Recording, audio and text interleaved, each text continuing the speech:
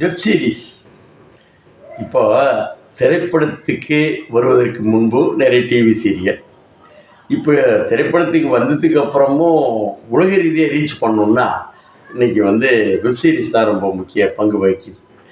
அதில் போய் ஆங்கிலத்தில் பெயர் வைக்கிறாங்கன்னா உலகம் முழுதும் போகும்போது நம்மளுடைய பெயரை வைப்பது சிரமமான விஷயம். ஆனால் இந்த படத்தில் இயக்குனர், தயாரிப்பு பிரிவு எல்லாம் சேர்ந்து வேடுவன் என்று ஒரு ஒரு தலைப்பு கொடுத்துருக்காங்க.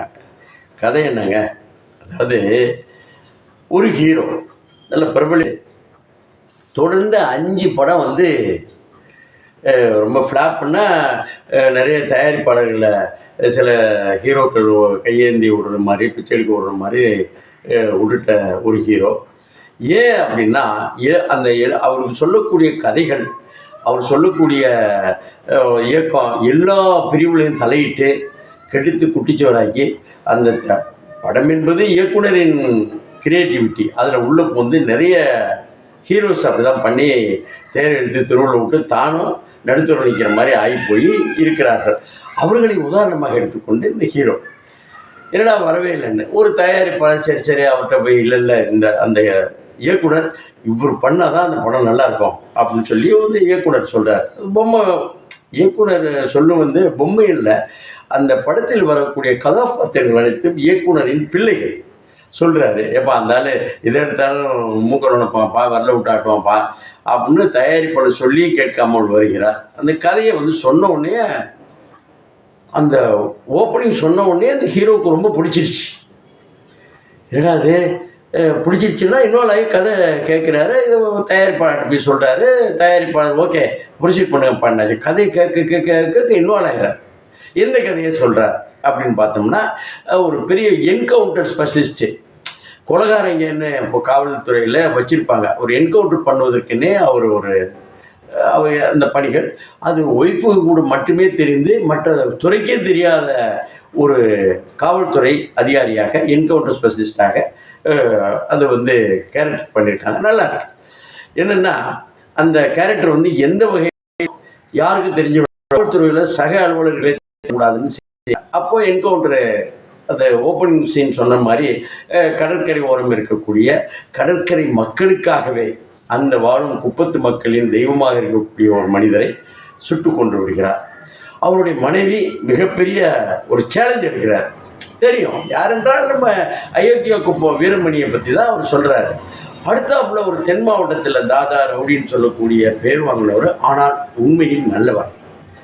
அவரையும் போய் என்கவுண்டர் பண்ணிடுறாரு. இது மேட்ரு என்னன்னு பார்த்தா, அந்த என்கவுண்டர் பண்ணது அந்த கதையில் எனக்கு ஒப்பில் வேறு ஏதோ பிரச்சனைனால அப்படின்னு சொல்லி அவரை தற்கொலை செய்து கொள்வதாக ஒரு வெளியில் கடைப்பிடப்படுகிறது. ஆனால் அது தற்கொலையா, யார் என்கவுண்டர் செய்தவர் தற்கொலையா கொலையா என்பதுதான் கதையோட இன்னொரு வடிவம். ஓகே, இந்த இயக்குனர் பவன் அவர் திரைப்படக் கல்லூரி மாணவர். திரைப்படக் கல்லூரியில் படித்த போதே அது தமிழக அரசின், அவர் அடிப்படையில் ஒரு கேமராமேன். படித்த போதே தமிழக அரசின் அந்த வருடம், அதாவது அநேகமாக 99ஆம் வருடம் தங்கப்பதக்கத்தை பெற்றவர். மல்லி என்ற ஒரு குறும்படத்தை இயக்கி அதை ஃபாலோ பண்ணி தான் நிறைய நண்பர்கள் நிறைய படம் பண்ணார்கள். அப்படி ஒரு திரைக்கதை. இது தவிர நம்ம ஹைகோர்ட்டில் நடந்துச்சுல, மாணவர்கள் உள்ள அடித்து ஒரு ரகலை பண்ணி வச்சாங்கல்ல, அந்த படத்தையே அவர் தான் இயக்கினார். அந்த மாதிரி அவருடைய சிந்தனை பெருசாக இருக்கும். உலக சினிமாக்களை பார்க்கக்கூடியவர் அவர் இந்த படத்தை பண்ணியிருக்கிறார். ஓகே, இதில் எல்லாம் தியேட்டருக்கு போய் படம் பார்ப்பது தான் ஒரு சூழ்நிலை என்று இருக்கும்பொழுது, கொரோனா வந்ததுக்கப்புறம் வெப் சீரிஸுக்கு ஒரு முக்கியத்துவம் கொடுத்து செய்யப்பட்டிருக்கு.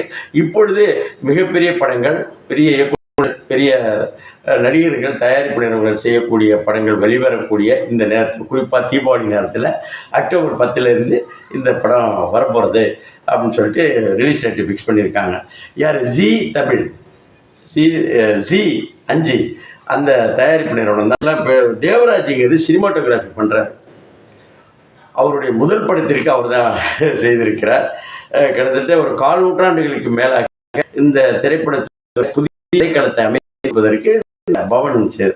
அது மாதிரி கவி அவருடைய வகுப்பு கல்லூரி எடிட்டராக பண்ணியிருக்காங்க. அப்போது 25 வருடங்கள் இணைபிரியாமல் செய்திருக்கிறார்களா, செய்திருக்கிறார்கள் என்ற போது அண்ணன் தம்பியா, அதாவது கணவன் மனைவியா, வீட்டில் வரக்கூடிய வெப்சீரிஸை யார் யார் பார்க்கலாம், எல்லா வேலையும் ஒழிச்சு வச்சு யார் யார் பார்க்கலான்னா குடும்பத்தில் எல்லாரும், எல்லா உறவுகள், எல்லா அந்த ஃபீலிங்ஸு, ஒரு காதல் கதை ஒன்று பேனலாக போகுது. அதாவது மனைவி கூட இருக்கக்கூடிய காதல் என்பது ஒரு அற்புதமான விஷயம். யாருக்கும் பயப்படாத காதல் இருக்கக்கூடியது. அந்த மனைவி எப்படியெல்லாம் ஒரு மந்திரியாக இருந்து செயல் வடிவம் கொடுக்குறார், ஹீரோவுக்கும் எப்படி செயல் வடிவம் கொடுக்குறாரு தான் அந்த கதை. மனைவிமார்கள் மறக்காமல் மறுக்காமல் பார்க்க வேண்டிய வெப்சீரிஸில் இதுவும் ஒன்று. பார்க்கலாமா? பாருங்கள்.